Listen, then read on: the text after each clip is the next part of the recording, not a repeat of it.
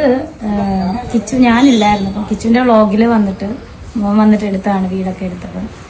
മഴയൊക്കെ ആണ്ട് പിള്ളേരൊക്കെ ഓടി നടക്കുന്നത്. അപ്പം നമ്മൾ എത്ര അടുക്കി വെച്ചാലും വീട് അലങ്കോലമായിട്ട് നമ്മുടെ പിള്ളേരുള്ളവർക്ക് അറിയാം.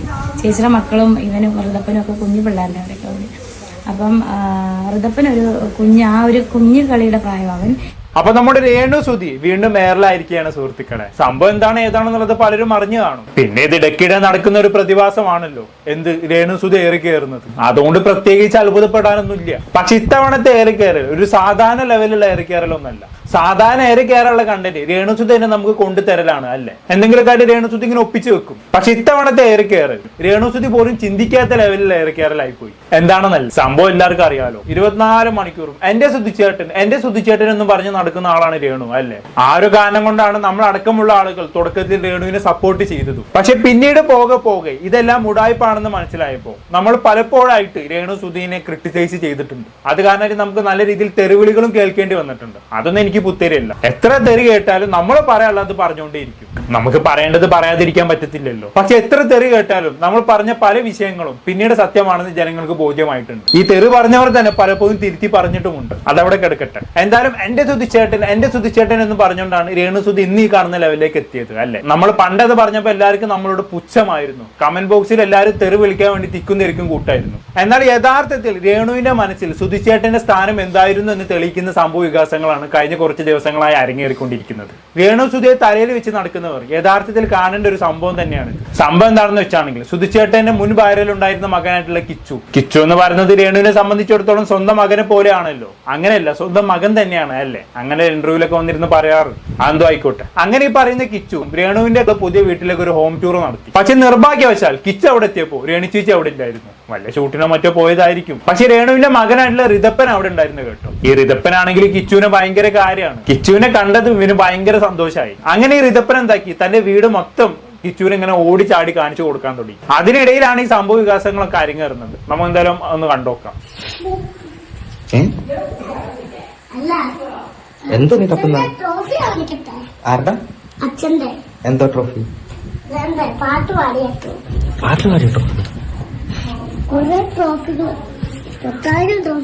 10,000 ട്രോഫികളുണ്ടോ? ഓഹോ, അതെ, അച്ഛന്റെ 10,000 ട്രോഫികളുണ്ട്. പക്ഷെ ആ ട്രോഫികളുടെ എല്ലാ സ്ഥാനം കട്ടിലിനടിയിലാണെന്ന് മാത്രം. 24 മണിക്കൂറും എന്റെ സുധിച്ചേട്ടൻ എന്ന് പറഞ്ഞ് നടക്കുന്ന രേണു പുതിയൊരു വീടെടുത്തപ്പോ ട്രോഫി കൊണ്ടുവച്ച സ്ഥലമാണ് നിങ്ങൾ കണ്ടതിപ്പോ കട്ടിനടിയിൽ. ഞാനിത് പറയുമ്പോൾ ഇപ്പൊ ഇനി കുറെ ഇപ്പൊ ന്യായീകരിച്ചു വരും കേട്ടോ. വേറെ എവിടെയും വെക്കാൻ സ്ഥലം ഇല്ലാത്തത് കൊണ്ടായിരിക്കും കട്ടിനടിയിൽ വെച്ചതെന്നുള്ള രീതിയിൽ ന്യായീകരിക്കാൻ വരട്ടെ. ബാക്കിയോട് കണ്ടോക്കാം. 10,000 ട്രോഫികളുണ്ടോ? ഓഹോ, ഫുഡ് കഴിച്ചോ?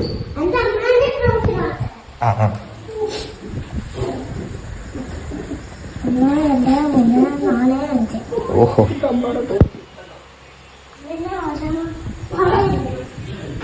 എങ്ങനെ ഇരിക്കുന്നു? അമ്മയ്ക്ക് കിട്ടിയ ട്രോഫി സ്റ്റാൻഡിന്റെ മുകളിൽ നല്ല വൃത്തിയിലും വെടുപ്പിലും വെച്ചിട്ടുണ്ട്. പക്ഷെ അച്ഛന്റെ ട്രോഫി കിടക്കുന്നത് കട്ടിനടിയിലാണെന്ന് മാത്രം. ഞാൻ നേരത്തെ പറഞ്ഞ പോലെ എന്റെ സുധിച്ചേട്ടൻ എന്ന് 24 മണിക്കൂറും പറഞ്ഞ് നടക്കുന്ന ആള് ചെയ്തു വെച്ചേക്കുന്ന പണിയാണിത് അല്ലെ. ഇനിയിപ്പോ രേണുവിനെ സംബന്ധിച്ചിടത്തോളം സുധിച്ചേട്ടന്റെ ട്രോഫിന്റെയും ഫോട്ടോന്റെ ആവശ്യമില്ലല്ലോ. പണ്ടൊക്കെ ആണെന്നുണ്ടെങ്കിൽ വേണമായിരുന്നു. ഇപ്പൊ ആൾക്ക് വേണ്ട രീതിയിലുള്ള റീച്ചൊക്കെ കിട്ടി. അപ്പൊ പിന്നെ ആ ട്രോഫികളൊക്കെ കട്ടിനടി കിടന്നോട്ടെ അല്ലെ. എന്തായാലും ഇതൊക്കെ കാണുന്ന സമയത്ത് രേണുവിന്റെ പണ്ടത്തെ ഒരു വീടാണ് എനിക്ക് ഓർമ്മ വരുന്നത്. നമുക്ക് എന്തായാലും അന്ന് കണ്ടോക്കാം.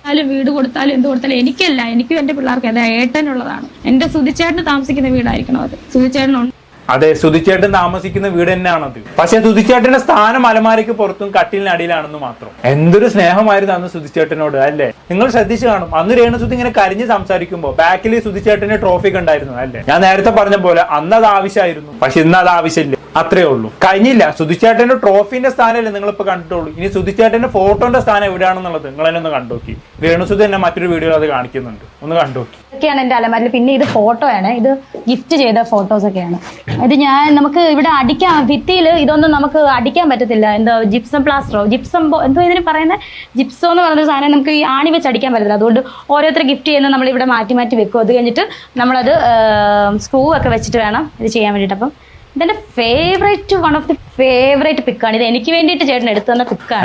വൺ ഓഫ് ദ ഫേവറേറ്റ് പിക്കാണ് അല്ലേ. നമ്മളൊക്കെ വൺ ഓഫ് ദ ഫേവറേറ്റ് പിക്കുകൾ വെക്കുന്ന സ്ഥലം ഒന്നെങ്കിൽ ഒരു ഭിത്തിയിൽ തൂക്കിയിടും അല്ലെ. പക്ഷെ വീട് ജിപ്സം ബോർഡാണ്, ഭിത്തിയിൽ അടിച്ചു തൂക്കാൻ പറ്റത്തില്ല എന്നുള്ളതാണ് രേണു പറയുന്നത്. ഇനി തൂക്കാൻ പറ്റിയിട്ടില്ലെങ്കിൽ നമ്മൾ എവിടെയെങ്കിലും ചാരി വെക്കും അല്ലേ. ഒരിക്കലും നമ്മൾ ഇങ്ങനെ അലമാരക്ക് മുകളിൽ ഇങ്ങനെ അലസമായിട്ട് വെക്കത്തില്ല. ഇനി ഒന്നും ചെയ്തിട്ടില്ലെങ്കിൽ നമ്മൾ അലമാരക്ക് അകത്ത് വെച്ചെങ്കിലും ഭദ്രമായിട്ട് പൂട്ടും അല്ലേ. പക്ഷെ രേണുസുതി ഇവിടെ ചെയ്തേക്കുന്നത് എന്താണ്, വൺ ഓഫ് ദ ഫേവറേറ്റ് പിക്കാണെന്ന് പറഞ്ഞുകൊണ്ട് അലമാരക്ക് മുകളിൽ അങ്ങോട്ട് കമിഴ്ത്തി വെച്ചേക്കുവാണ്. എന്തായാലും കൊള്ളാം രേണു. ട്രോഫി മൊത്തം കട്ടിലിനടിയിലും ഫോട്ടോ മൊത്തം അലമാരക്ക് മുകളിലും. എന്നാലും സുധിച്ചേട്ടന് കഴിഞ്ഞിട്ടേ ഉള്ളൂ കേട്ടോ രേണുവിനെല്ലാം. ബാക്കി പറഞ്ഞിട്ട് എന്തായാലും സ്റ്റാർ മാജിക് തമാർ പടാറുള്ളപ്പോൾ ആദ്യമായിട്ട് ചെന്നപ്പോൾ ഈ ഷർട്ടൊക്കെ അവിടെ നിന്ന് കൊടുക്കുന്ന ഷർട്ടാണ് കേട്ടോ, തിരിച്ചു കൊടുക്കണം. അപ്പം എന്ത് ഭംഗിയാ ചേട്ടക്കണം. എനിക്ക് സുന്ദരൻ, എൻ്റെ സൂചന ഭയങ്കര സുന്ദരനാന്ന് തെളിയിക്കുന്ന ഒരു ഫോട്ടോയാണ്. നിങ്ങൾ സൂചിച്ചാണെങ്കിൽ അന്ന് കുറ്റം പറഞ്ഞവരും ഇപ്പം അങ്ങനെ അങ്ങനെയാന്ന് പറയുന്നവരും കൊള്ളത്തില്ലെന്ന് പറയുന്നവരും ഒരു കാര്യം ഞാൻ പറയാം, ഇതായിരുന്നു എൻ്റെ സൂചിച്ചാട്ടൻ. ആര് കുറ്റം പറഞ്ഞു, ആര് കൊള്ളത്തില്ലെന്ന് പറഞ്ഞു? നമ്മളാരും സുധിച്ചേട്ടനെ കാണാൻ കൊള്ളത്തില്ലെന്നും പറഞ്ഞിട്ടില്ല. ഇനി രേണുവായിട്ട് അങ്ങനെ പറഞ്ഞുണ്ടാക്കിയും വേണ്ട. ഓ അങ്ങനെ പറഞ്ഞുണ്ടാക്കിയാലാണല്ലോ എനിക്ക് സുധിച്ചേട്ടനോട് ഭയങ്കര സ്നേഹം ഉണ്ടെന്ന് പബ്ലിക്കിനെ ബോധിപ്പിക്കാൻ പറ്റത്തുള്ളൂ അല്ലേ.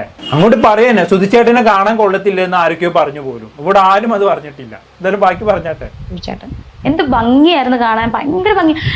ഇതാണ് എൻ്റെ ഫേവറേറ്റ്. എനിക്ക് എന്താ പറയാ, ഇതെപ്പോഴും എൻ്റെ കൂടെ കാണണമെന്ന് ഞാൻ ആഗ്രഹിക്കുന്നു. പിന്നെ ബാഗിൽ സ്ഥലമൊന്നും ഇല്ലാത്തതുകൊണ്ട് ചിലപ്പോൾ ഞാൻ തുണിയൊക്കെ ഉണ്ടെങ്കിൽ ഞാൻ ഇത് വെക്കും, ഞാനത് ആരും കാണിക്കാറില്ല. ഇപ്പം എന്താ പറയുക, ഇതാണ് എൻ്റെ ലഗേജ് ബാഗ്. ഇതിനകത്ത് സാധനമെല്ലാം എടുത്ത് വെളിയിൽ ഇറക്കിയപ്പം ഞാൻ എടുത്ത് വെച്ചതാണ്. ഇത് ഞാൻ അങ്ങനെ അധികം ആരെയും കാണിക്കാറില്ല, കാരണം എനിക്ക് കാണണമെന്ന് തോന്നുമ്പോൾ ഞാൻ കാണും. പിന്നെ ഇത് തന്നെ സെയിം ഫോണിലുണ്ടല്ലോ.